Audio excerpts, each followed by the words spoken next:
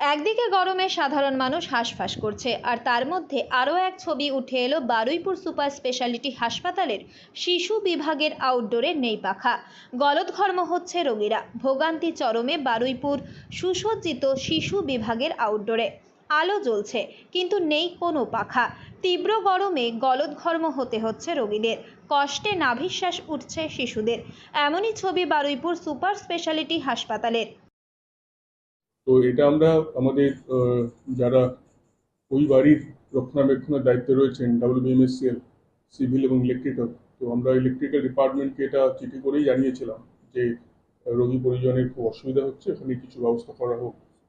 যতদূর জানি সেই অনুযায়ী ওনারা একটা কেসটা টেক আপও করেছেন ওনাদের অথরিটির সঙ্গে স্বাস্থ্য ভবনে, এবং সেই অনুযায়ী খুব সম্ভবত বেশ কিছু ফ্যানের একটা প্রসেসের মধ্যেও রয়েছে, এবং যতদূর আমরা জানি এখন ওয়্যারিং এর কাজ চলছে। এবার একটা দীর্ঘসূত্রিটা চালু হয়ে গেলে মানে বেশ সময় লাগছে আর কি। অভিযোগ, পাখা বসানোর নাম করে ওয়ারিংয়ের কাজ হয়েই আসছে দিনের পর দিন। কবে পাখা দেওয়া হবে সেই প্রশ্ন তুলেছেন ক্ষুব্ধ রোগীর পরিবার পরিজনরা। বারুইপুর সুপার স্পেশালিটি হাসপাতালের উপর নির্ভরশীল সুদূর সুন্দরবনের কুলতলি, জয়নগর থেকে শুরু করে বারুইপুর, বিষ্ণুপুর, সোনারপুর, এমনকি মগরাহাট এলাকার মানুষজন। মূলত এই সমস্ত এলাকাগুলিতে প্রাথমিক এবং ব্লক হাসপাতাল থাকলেও বড় কোনো সমস্যা হলে এই সুপার স্পেশালিটি হাসপাতালের উপর নির্ভর করতে হয়। এখানে তো গরম হচ্ছে, সব থেকে কথাটা হলো এখানে খুব গরম। এখানে বাচ্চা কাচ্চা আসছে, তাদের বাচ্চার সাথে তাদের যে গার্জেন আসছে তাদেরও খুব সমস্যা দেখা দিচ্ছে। খুব গরম হচ্ছে, বাচ্চাও অসুস্থ হয়ে যাচ্ছে। বাচ্চার শরীর খারাপ, তো বাচ্চাটাকে নিয়ে আসছে সেই জন্যে।